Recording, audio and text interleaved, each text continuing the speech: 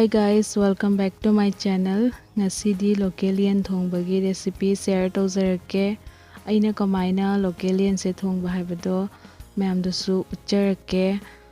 Yen thongba se mayam su adum chabiri ado aigi recipe sisu yengbiu.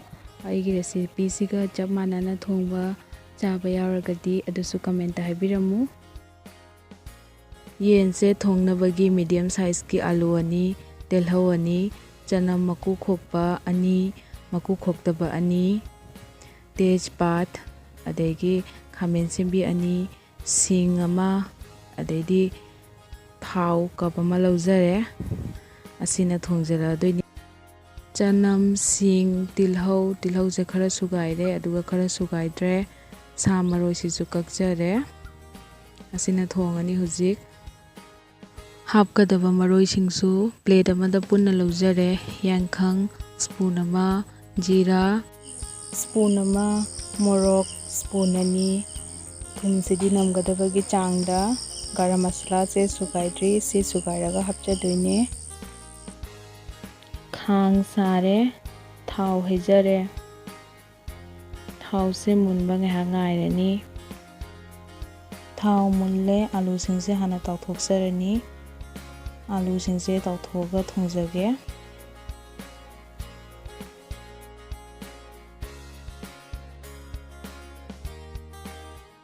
Alu tawbase 70% munle silokhatlani.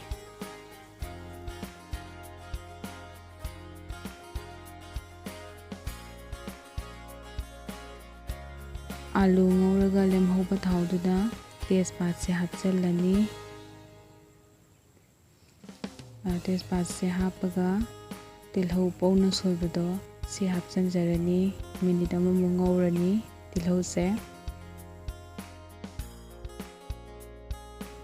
se minute amamu ngauraga tilhau kupna soibasimu hapchanjarani aduga simu ngaha ngaurani. Tilhau ahingbagi manamse chakhraga singga chanamga mu hapcharani. Chanamga tilhauga punna ngauradi kasangani adugi asise ngahak munsalaga hapchadoine ka makhada kasandanabagi. Chanam hapchare, sing hapcharani aduga se medium flame da minute ani ngaurani. Sing sisu hapcharani, minute ani ngauraga khamen simbi bu hapchalani. Khamen simbi se hapaga thum khara chairaga sisu mu minute ani mu ngaujarani.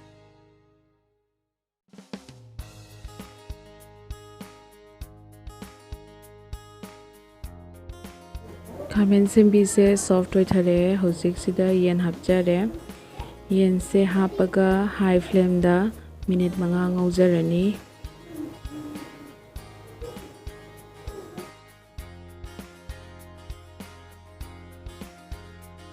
High flame da minute manga ngaujaraga makhum khumjalaga muk minute 35 muk ngaujarani. Marak marakta dum makhum hangdoga check tawgani makhada kasandanabagi.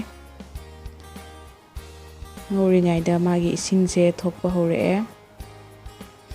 Medium flame da yen masadagi thoklakpa isingse kangdri fawba ngaujarani. Marakta chanam anikha hapchanjare. Chanamse dum chabada hawi adugi hapchare. Se amuk makhum khumjalaga minute 10 ngaujarani.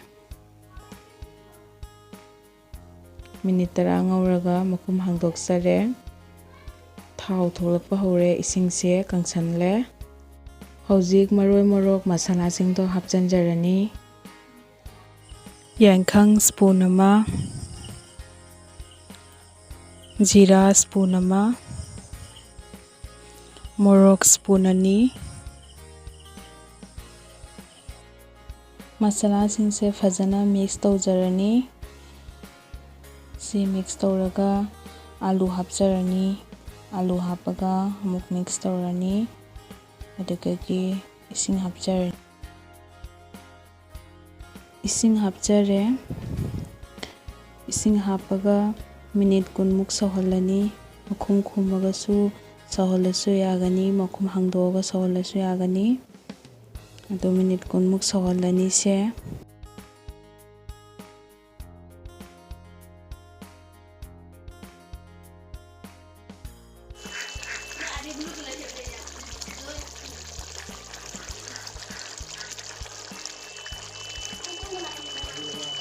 Minute 10 ꯁꯧꯍꯟꯖꯔꯦ꯫ ꯃꯍꯤꯁꯤꯁꯨ ꯀꯪꯁꯜꯂꯛꯑꯦ ꯍꯧꯖꯤꯛ꯫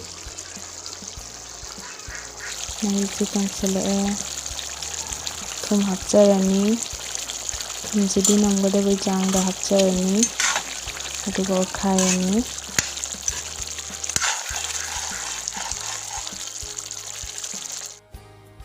ꯑꯂꯨꯁꯤꯁꯨ ꯃꯨꯜꯂꯦ ꯍꯧꯖꯤꯛ꯫ ꯃꯍꯤꯁꯤꯁꯨ ꯀꯪꯉꯦ꯫ ꯃꯍꯤꯁꯦ ꯈꯔ ꯂꯥꯡꯅ ꯆꯥꯅꯤꯡꯉꯁꯨ ꯏꯁꯤꯡ ꯑꯁꯥꯕ ꯈꯔ ꯑꯦꯗ ꯇꯧꯕꯤꯕ ꯌꯥꯒꯅꯤ꯫ ꯑꯗꯣ ꯑꯩꯒꯤꯗꯤ ꯁꯤ ꯌꯥꯔꯅꯤ꯫ ꯉꯁꯥꯏꯒꯤ ꯁꯨꯒꯥꯏꯗꯕ ꯒꯔꯝ ꯃꯁꯥꯂꯥꯗꯣ ꯁꯤ ꯁꯨꯒꯥꯏꯖꯔꯦ꯫ ꯁꯤ ꯍꯥꯞꯆꯔꯅꯤ꯫ ꯃꯤꯠ ꯃꯁꯥꯂꯥ ꯈꯔ ꯍꯥꯞꯆꯔꯅꯤ꯫ ꯂꯣꯏꯔꯦ ꯐꯥꯏꯅꯦꯜꯂꯤ꯫ ꯍꯧꯖꯤꯛ ꯁꯥ ꯃꯔꯣꯏ ꯈꯔ ꯆꯥꯏꯁꯤꯜꯂꯅꯤ꯫ ꯁꯥ ꯃꯔꯣꯏ ꯆꯥꯏꯁꯤꯟꯖꯔꯦ꯫ ꯂꯣꯏꯔꯦ꯫ ꯍꯧꯖꯤꯛ ꯒ꯭ꯌꯥꯁ ꯐ꯭ꯂꯦꯝ ꯑꯣꯐ ꯇꯧꯔꯅꯤ꯫